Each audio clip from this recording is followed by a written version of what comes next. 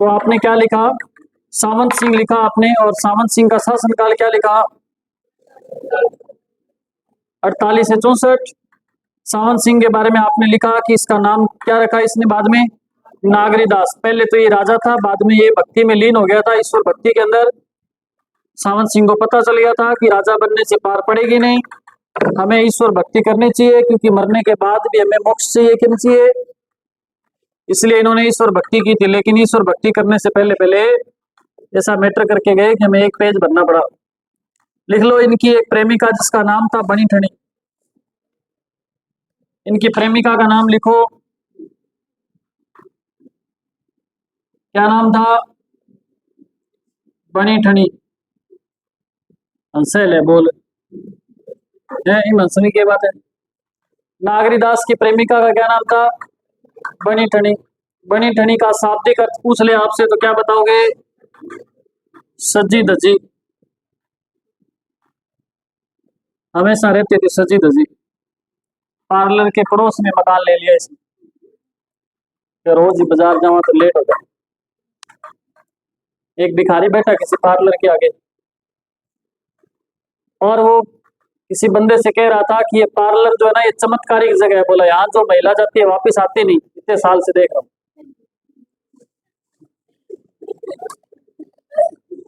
उसको बेचारे को क्या पता, शकल चेंज कर दे नहीं, एक रेखे तो टाबरी को जोड़ दे, देख के रोन लाग जाएगा, मम्मी मम्मी कुड़ा आ गई।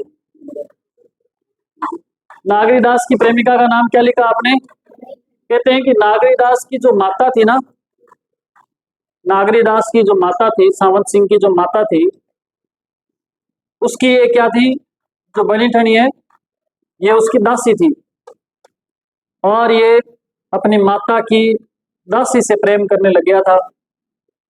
और इतना अधिक इसने प्रेम किया। अच्छा, इसके दरबार में वो था, क्या नाम इसका, जो चित्रकार था, बनी ठनी शैली का चित्रकार कौन है मुख्य, याद है किसी को, निहालचंद।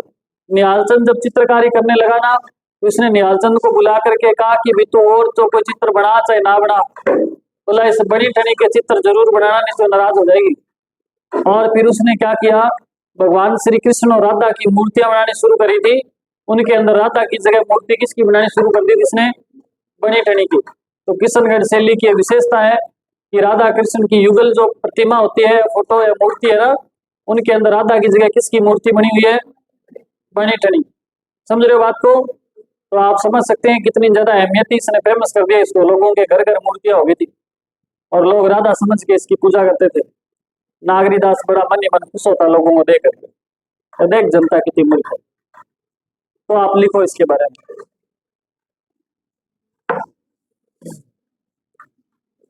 लिखो चित्रकार लिख लो, बनी ठनी चित्र शैली का चित्रकार लिखो, बनी ठनी चित्र शैली का चित्रकार।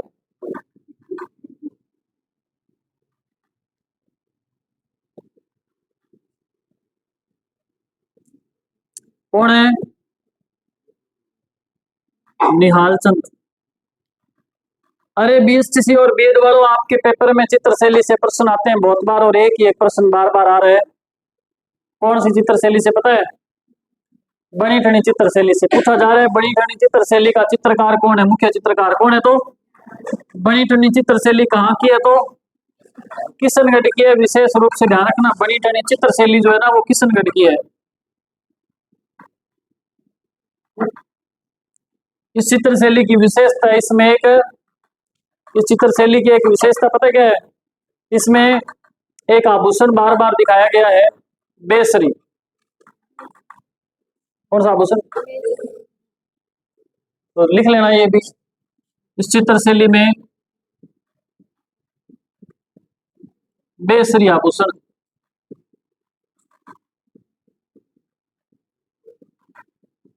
बार बार दर्शाया गया है। बेसरी आभूषण भाई पैर के अंगूठे का है क्या, हाँ आपको पता है, जब किसी को जुकाम हो जाए अत्यधिक मात्रा में, जुकाम की मात्रा ही होती है, हाँ हाँ, जिसको होता है उसको पता है, जिसको जुकाम हो जाए ना और समय पे रुमाल काम नहीं आए, तो बेसुरा सा लगता है या बेसुरी से लगती है, तो इसे आप याद रख लेना। बेसरी आभूषण है ना, वो नाक का है। बेसरी आभूषण कहाँ का है? नाक का। पेपर में प्रश्न आए बेसरी आभूषण है नाक, कान, हाथ, पैर, तो क्या बताओगे? नाक। याद रहेगा ना आपको? ये बेसरी आभूषण है, ये सर्वाधिक कहाँ यूज हुआ है? कौन से चित्रशैली में? बनी ठनी या किशनगढ़ चित्रशैली के चित्रकार है, चित्र है ये बनी ठनी, ठीक है ना। इसके बाद लिखो, ये दोनों अंत में वृंदावन चले गए थे। ये दोनों कहाँ चले गए अंत में? नागरीदास और बनी ठनी कहाँ चले गए थे? लिख लेना, अंत में ये वृंदावन चले गए थे।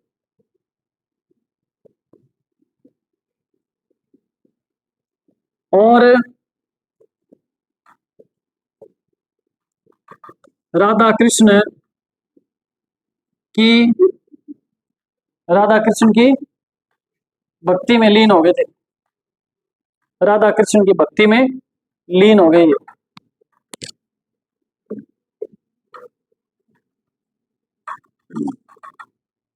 सावंत सिंह ने किशनगढ़ में देवराज महल का निर्माण करवाया।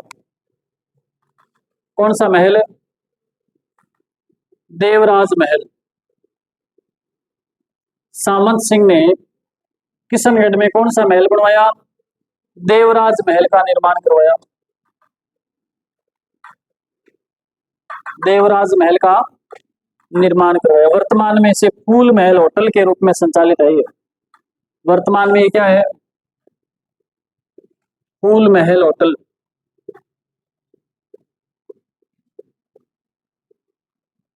फूल महल होटल के रूप में संचालित है वर्तमान में देवराज महल। याद रख लेना। इसकी रचनाएं लिखनी पड़ेगी अपने को।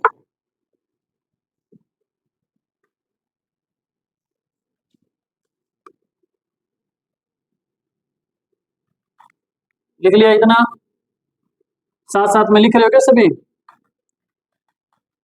रचनाएं लिख लो इसकी। रसिक रत्नावली, बिहारी चंद्रिका,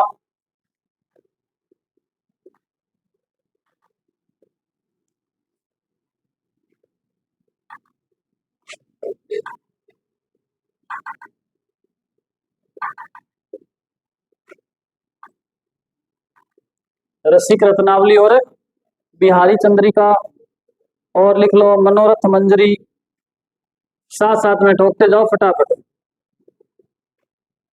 मैं दो चार चीजें लिखूंगा फिर बोल लूंगा सीधा। मनोरथ मंजरी। अब लिखो जो खतरनाक बात है।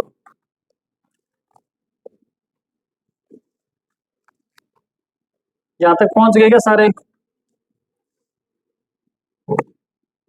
आज अंग्रेजी पढ़ी आपने फिर? है कैसे लगा अंग्रेजी पढ़ के? ऐसे अपने आप को फील कर रहे हो क्या कि हम आज एजुकेटेड हो गए हैं? एकमात्र अंग्रेजी ऐसी सब्जेक्ट है जिसका ज्ञान होने के बाद वो किसी भी जगह बैठा और किसी भी व्यक्ति से बात करते हुए दर्शा सकता है कि उसे अंग्रेजी आती है। अब मेरे जैसा किसी को गणित आए तो वो क्या बताएगा इसको कि मेरे को गणित आती है? अंग्रेजी वाला तो दो चार लफ्ज मार देगा अंग्रेजी के, तो अगले को पता चल जाएगा ठीक है भाई बंदा तो पढ़ा लिखा है ना। इसलिए आप पढ़े लिखे साबित करने के लिए अपने आप को इंग्लिश सीख लो बढ़िया से। दो चार शब्द आपको याद होने चाहिए इंग्लिश के, दो चार ऐसे ठोक देना बीच में, पता ही नहीं चलेगा, है ना। जो शब्द पूरी तरह से नहीं आता अंग्रेजी में उसको तुतला के बोल दिया करो, पता ही नहीं चलेगा अगले को। आगे लिखो। इसके बाद लिखो, इन सभी ग्रंथों को बीकानेर के शार्दुल सिंह ने इन सभी ग्रंथों को बीकानेर के शार्दुल सिंह ने इन सभी ग्रंथों को बीकानेर के शार्दुल सिंह ने इन सभी ग्रंथों को बीकानेर के शार्दुल सिंह ने एक समुच्चय रूप से संग्रहित करवाया था। बोले अलग अलग किताबें उठा के घूमते हो, एक ही ग्रंथ बना दो सभी का। तो उसने क्या किया? समुच्चय रूप से इसे संग्रहित करवा दिया था। मुंबई में लिख लेना ब्रैकेट में।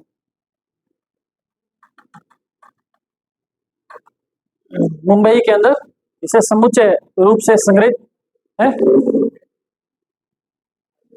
दोबारा बोलो, कहा किसे आगे? समुच्चय रूप से संग्रहित करवाया था। समुच्चय रूप से संग्रहित करवाया। स्पीड ज्यादा है क्या मेरी?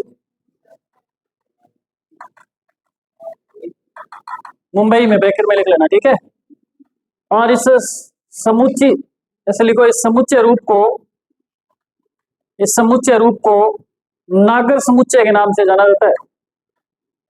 इस समुच्चय रूप को नागर सामुच्चय के रूप से, सॉरी, नागर सामुच्चय के नाम से जाना जाता है, जिसमें कुल 69 ग्रंथ है। नागर समुच्चय में आपसे पूछ ले कितने ग्रंथ है टोटल, तो कितने हैं? 69 ग्रंथ है। 3 तो मैं लिखवाया आपको, सारे थोड़ी लिखवाया, मुख्य मुख्य 3 लिखवाए थे। टोटल ग्रंथ कितने इसमें? 69 है। इस नागर समुच्चय के 3 भाग है। नागर समुच्चय के भाग लिख लो कितने हैं। अरे लिख तो रहे हो क्या साथ साथ में हैं? अब बोलो नहीं कहीं और बाद में कहीं नाराज हो जाओ, जैसे कोई शादी वगैरह में फोटो नहीं खिंचवाते उस टाइम तो बोलते नहीं है, बाद में जब कैमरे वाला चला जाए फिर मुंह सुझा के बैठ जाते हैं कि मेरी तो फोटो कौन खिंचाई, मत तो कहे कौन। आप साथ साथ में बताते रहना, कोई दिक्कत आए तो, ठीक है मनीषा? हाँ, नाके नहीं आए वो अलग बात है, तो नाके है वो तो फोटो खिंचवाओ। नागर समुच्चय के भाग कितने? 3 भाग। पहला लिखो वैराग्य सागर,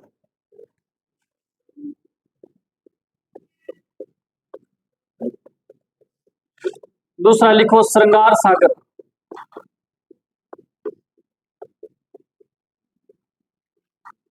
तीसरा लिखो पद सागर। पहला जो वैराग्य सागर है इसमें 51 ग्रंथ है, जो श्रृंगार सागर है इसमें 15 ग्रंथ है, पद सागर है इसमें 3 ग्रंथ है। टोटल हो गए क्या 69? देख लो, उल्टा हो गया, ऊपर वाले में 15 है, सॉरी, यहाँ 15 लिखो, यहाँ 51 लिखो, मैंने तो कुछ किया ही नहीं। देखो वैराग्य सागर में 15 ग्रंथ है। श्रृंगार, देखो श्रृंगार ज्यादा होते हैं ना, इसलिए याद रख लेना, श्रृंगार में 51 प्रकार के श्रृंगार करते हैं लोग, फिर भी कहते हैं कि मैं तो तैयार ही क्यों नहीं हुई। और पद सागर में कितने? 3। लिख लो, इन सभी ग्रंथों का संपादन दिल्ली के डॉक्टर फयाज अली ने करवाया था।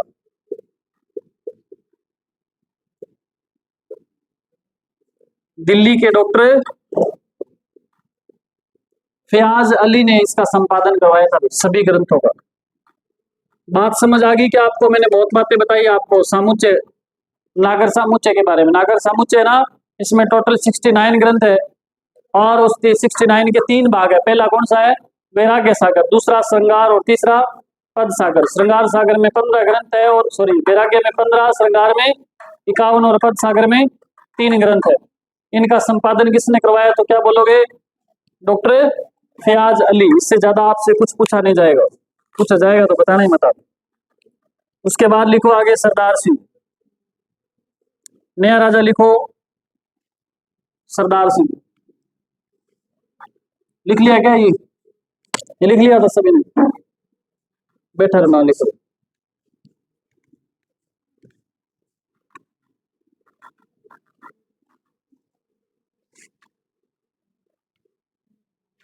सरदार सिंह के बारे में लिखो। पहले तो शासन काल लिख लो इसका, 2 ही साल रहा था, 1664 से, सॉरी, 1764 से 1766। 1600 लिख लिया क्या किसी ने? सुनना टाबर है सारा। सरदार सिंह लिख लिया आपने? इसके 2 पुत्र थे भाई, एक का नाम बिरद सिंह। क्या नाम? क्या नाम एक का? बंदे की बात किसकी कर रहे हैं? सरदार सिंह की बात कर रहे हैं। 2 पुत्र थे, एक का नाम क्या था? बिरद सिंह। बिरद बैठना जानते हो क्या होता है? क्या होता है? हैं? शादी की शुरुआत होती है बिरद बैठना। सच्ची क्या होता है? मेरे को नहीं पता, बताओ है? हंस रहे सारे, बता कोई नहीं रहा। आप मेरे से पूछो, मैं भी ऐसे हंस के चला जाऊंगा, तो ठीक है। बिरद सिंह एक का नाम बहादुर सिंह। जो बहादुर होते हैं उनके बिरद बैठते हैं, बहादुर सिंह, ठीक है। यहाँ एक इंपॉर्टेंट बात लिखवाने वाला हूं आपको, उस बात को मिस मत कर देना, याद रखना। आपने लिखना है सरदार सिंह के काल में किशनगढ़ राज्य को 2 भागों में बांट दिया था। सरदार सिंह के काल में किशनगढ़ राज्य को कितने भागों में बांट दिया था? 2 भागों में। सरदार सिंह के काल में किशनगढ़ राज्य को 2 भागों में बांट दिया था। बांट दिया आपने? बांट दिया सभी ने? लिख लो, बिरद सिंह को रूपनगढ़ दिया और बहादुर शाह को किशनगढ़ दिया। ऐसे लिख लो, बिरद सिंह को क्या दिया? रूपनगढ़। रूप अच्छा होता है, उसका बिरद बैठता है, बाकी किसमें बर्द बैठते हैं। बहादुर शाह को दिया किशनगढ़। याद क्या रखना आपने, ऐसा कौन सा राजा था किशनगढ़ का जिसके शासनकाल में अपने राज्य को 2 भागों में बांटा गया था? दोबारा बोलूं? ये अल्ले मैं बैठे बैठे बोलूंगा, आराम तंग कर लियो थे मैं। ध्यान दो बेटा, दोबारा बता रहा हूँ, देखो सुनो ढंग से, ये इंपॉर्टेंट बात है इसलिए दोबारा बता रहा हूँ आपको, ठीक है ना? क्या नाम बेटा आपका? संजू? समझ आया बात? बिरद बैठना क्या होता है बता? है आई डोंट हा। देखो, सरदार सिंह के काल में किशनगढ़ को 2 भागों में बांटा गया था। एक बात तो ये याद रखना, नहीं लिखा तो लिख लो। इतना लिख लिया क्या सभी ने? लिख लिया सभी ने इतना? दूसरी जो बात लिखनी है वो ये लिखनी है कि बिरद सिंह को तो दिया गया रूपनगढ़ और बहादुर शाह को दिया गया किशनगढ़। बस इतनी बात है।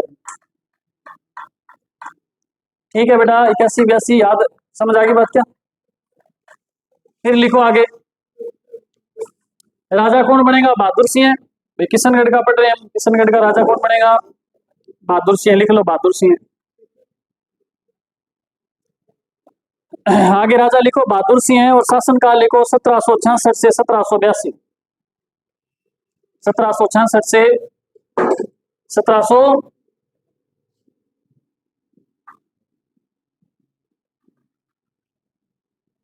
फिर आगे लिखो बहादुर शाह के बारे में इतनी बात लिखनी है, राजा बना था, बस 1782 तक रहा था। इसके बाद लिखो बिरद सिंह के राजा, इसको बनाएंगे। जैसे ही कहते हैं कि बहादुर सिंह की मृत्यु हो गई तो बिरद सिंह ने क्या किया? किशनगढ़ को वापस अपने राज्य में मिला लिया और पूरा किशनगढ़ पुनः बन गया। और किशनगढ़ का राजा कौन बन गया? बिरद सिंह बन गया। तो लिख लो, बिरद सिंह का शासनकाल लिखो 1782 से 1788।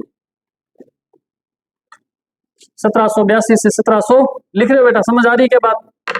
पक्का? जाते टाइम पूछूंगा, बस मैं साथ में जाऊंगा आपके। बिरद सिंह का शासनकाल क्या है? 1782 से 1788। लिख लो, इन्होंने किशनगढ़ और रूपनगढ़ को एक कर दिया था वापिस। इन्होंने क्या किया? किशनगढ़ को रूपनगढ़ में मिला दिया। ठीक है, दोनों को वापिस मिला दिया था।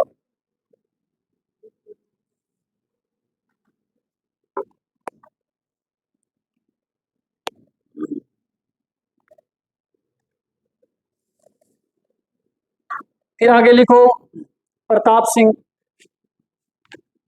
इसके बाद राजा कौन लिखो? कौन है? प्रताप सिंह लिखो। शासनकाल लिख लो प्रताप सिंह का 1788 से 1798।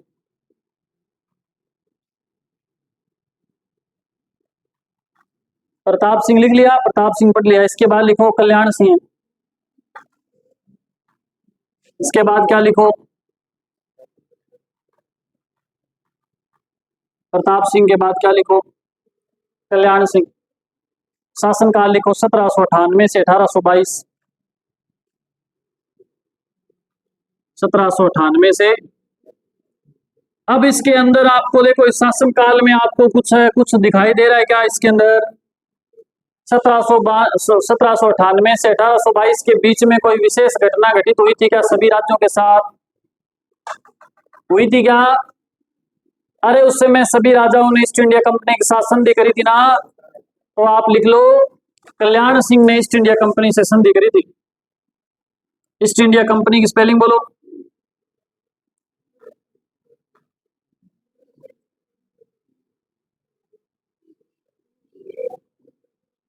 मैंने पूरे लिख दिया, ईस्ट इंडिया कंपनी, आप स्पेलिंग बोलते रहो। लिखो, कल्याण सिंह ने ईस्ट इंडिया कंपनी के साथ संधि कर ली थी 1818। बना अंग्रेज बेटा, एक दिन क्लास लगा गया, मैं बोला ना स्पेलिंग। नॉलेज को तो कनॉलेज बोलते हो, बोलते हो क्या? समझदार हो, आपकी बात नहीं है, जो आए नहीं उनकी बात करूं आज। ईस्ट इंडिया कंपनी से संधि करने वाला किशनगढ़ का राजा कौन था बताओ? कल्याण सिंह था। लिख लो, 1822 में किशनगढ़ मोहकम चंद को सौंप दिया था इसने किशनगढ़ 1822 के अंदर किसको सौंप दिया?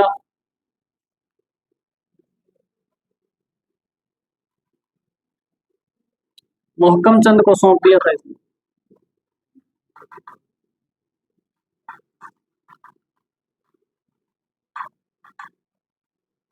ये शकुनी मामा की तरह कौन बार बार ऐसे बजाता है? क्या बजा रहे हो?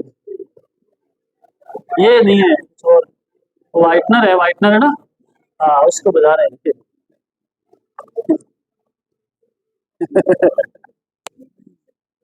हैं? अब क्या बताएं, बात यही है। इसके बाद लिखो, मोहकम चंद के बारे में लिखो, 1822 से 1838। मोहकम चंद शासक बना 1822 से 1838। इसके बारे में लिखो, निसंतान मृत्यु हो गई थी। निसंतान इसकी मृत्यु हो गई, राजा बनाया लेकिन इसकी पीढ़ी राज नहीं कर पाई। तो राजा कौन बना?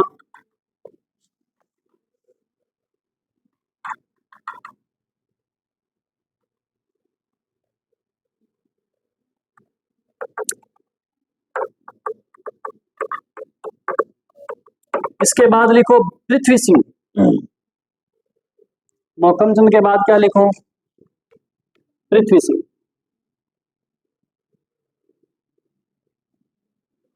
इतना स्पीड में इतिहास को करवाता है कि देखो कितने राजा सल्टा दिए अपने। पृथ्वी सिंह लिखो।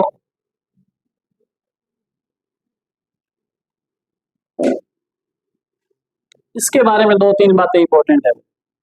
सीधी सीधी बातें जो लिखवा रहा हूं ना, उनमें से सीधे सीधे प्रश्न आए हुए हैं पेपर में, वही लिखवा रहा हूं मैं आपको।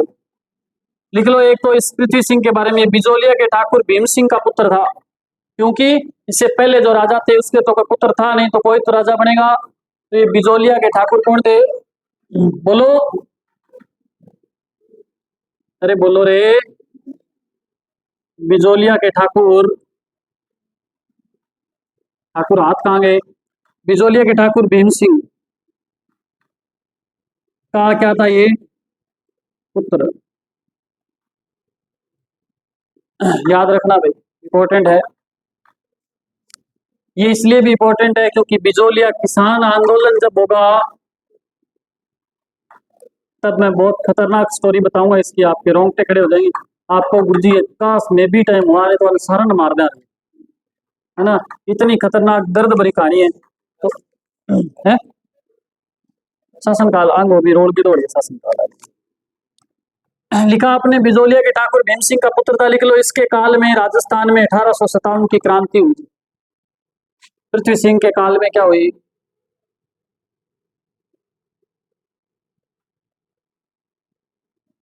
1857 की क्रांति। तो दूसरा प्रश्न ये बन जाता है, इंपॉर्टेंट प्रश्न है कि 1857 की क्रांति के समय किशनगढ़ का राजा कौन था? तो कौन था? पृथ्वी सिंह था। इसने किशनगढ़ में रेलवे लाइन की शुरुआत करवाई थी। लिख लो, इसने किशनगढ़ में रेलवे लाइन की शुरुआत करवाई थी।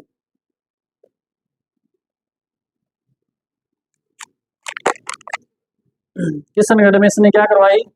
रेलवे लाइन की शुरुआत करवाई। फिर लिखना है, इसके काल में, इतना लिख लिया। फिर लिखो, इसके काल में, आज लाल शीशा हो गया तो आपको लग रहा है ना ऐसा, इसलिए मैं लिख नहीं रहा, कुछ बोल रहा हूँ, आप लिख रहे हो, अच्छे लग रहे हो आप सभी, गर्दन नीचे करके लगे हो दबा है। ये तो बात कर लोगों को कौन मिला था। लिखो इसके काल में स्वामी दयानंद सरस्वती, इसके काल में स्वामी दयानंद सरस्वती किशनगढ़ आए थे। स्वामी दयानंद सरस्वती कहाँ आए थे? किशनगढ़।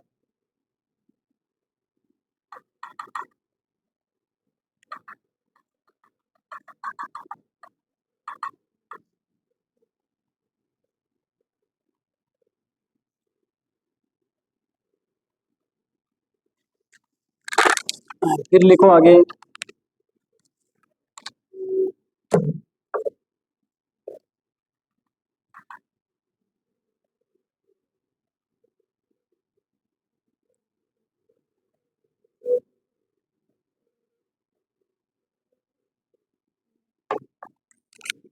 इसके बाद लिखो आप सुमेर सिंह। क्या लिखो? सुमेर सिंह।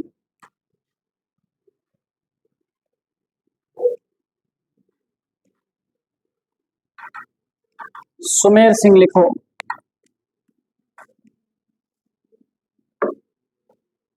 इसके बारे में एक इंपॉर्टेंट बात लिखनी है। 25 मार्च 1948 को 25 मार्च 1948 को किशनगढ़ का राजस्थान में विलय हो गया था। 25 मार्च 1948 को किशनगढ़ का राजस्थान में क्या हो गया? विलय हो गया, और किशनगढ़ का इतिहास पूरा हो गया। एक बात और लिख लो, पेपर में पूछ ले कभी। लिख लो, इस समय किशनगढ़ की आय 18 लाख रुपए वार्षिक थी। इस समय किशनगढ़ की आय क्या थी? तो 18 लाख रुपए वार्षिक। इस समय किशनगढ़ की आय क्या थी? 18 लाख रुपए वार्षिक। ये हमने किशनगढ़ ही पूरा नहीं किया, हमने राठौड़ राजवंश पूरा कर दिया है। साहस देखो आप अपने मास्टर का।